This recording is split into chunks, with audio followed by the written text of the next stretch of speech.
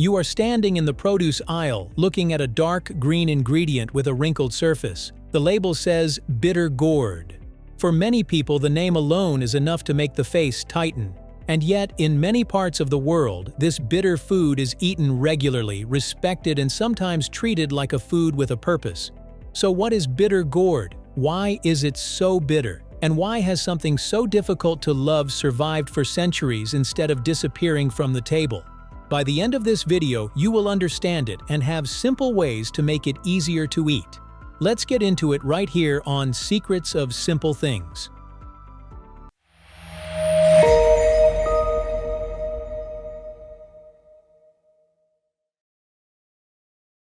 What bitter gourd really is? Bitter gourd is also known as bitter melon, and in the Philippines, many people know it as ampalaya. Different names can make it sound like different foods, but they all point to the same ingredient, a long green fruit with a deeply bumpy surface and a reputation that arrives before the first bite does. Botanically, it is a fruit. Bitter gourd belongs to the cucumber family, which makes it a relative of cucumbers, squash, pumpkins, and melons. Many of its relatives feel mild or easy to approach. Bitter gourd went another way.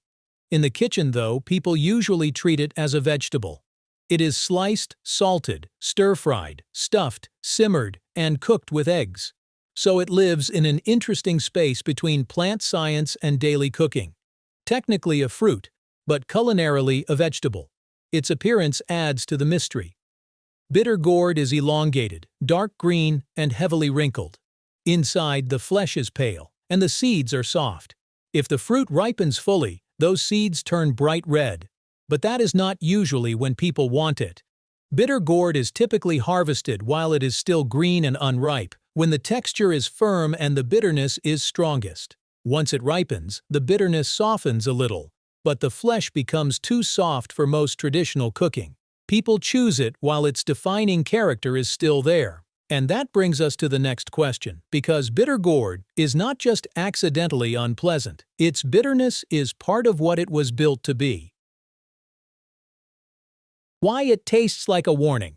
Bitter gourd tastes bitter for a reason. Human beings often react to bitterness with caution. Sweetness feels welcoming. Salt can feel grounding. Sourness can feel sharp but lively. Bitterness is different. It slows you down and can feel less like an invitation and more like a warning. That response is not random.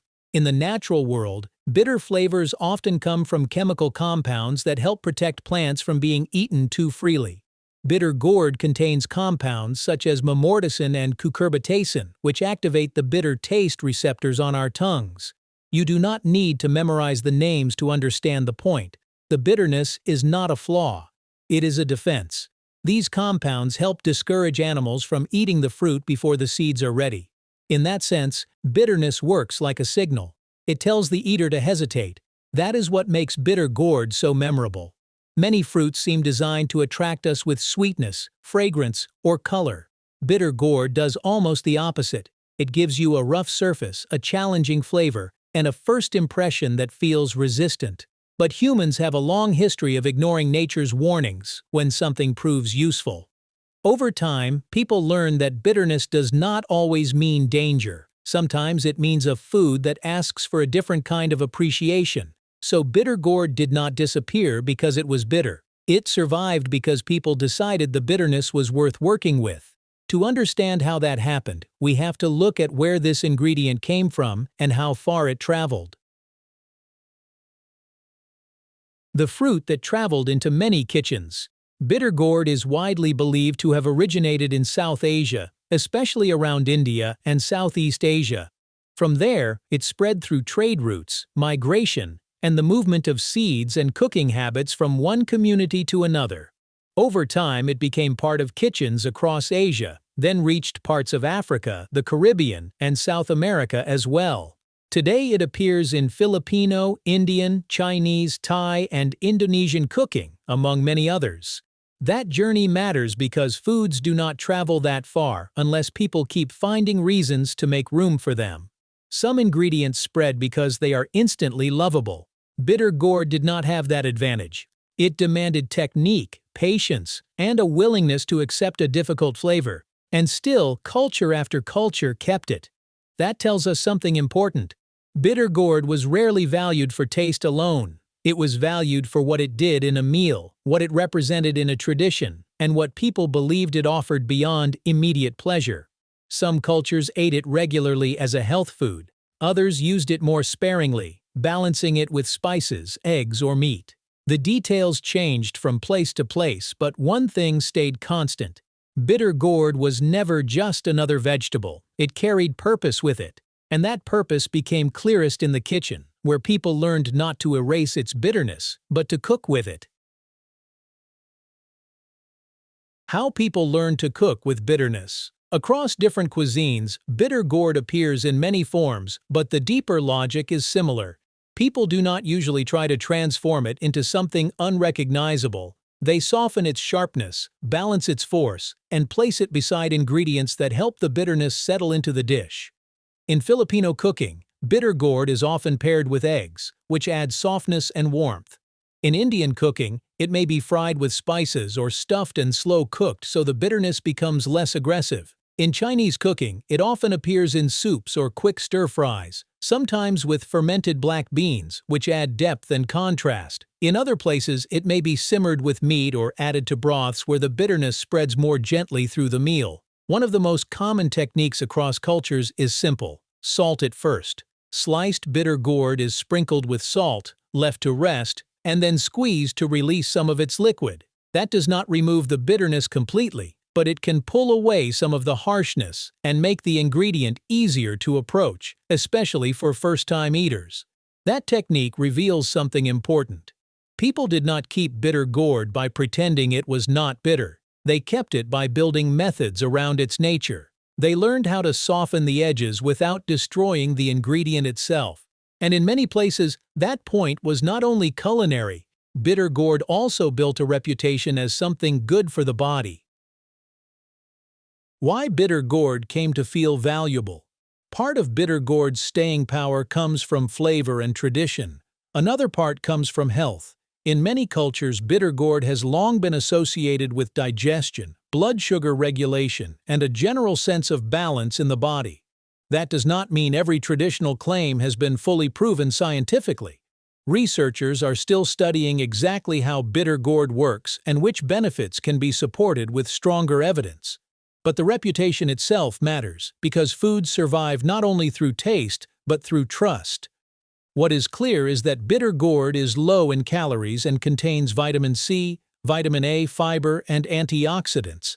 Even the bitterness has often been treated as meaningful. In many traditional food cultures, bitter foods are linked to digestive stimulation, which is one reason they may be eaten before or alongside meals. For some people, bitter gourd fits into a larger idea about discipline, moderation, and balance. Not every culture defines good food as food that pleases immediately. Sometimes food is also about what it is believed to do for the body and how it fits into a way of living.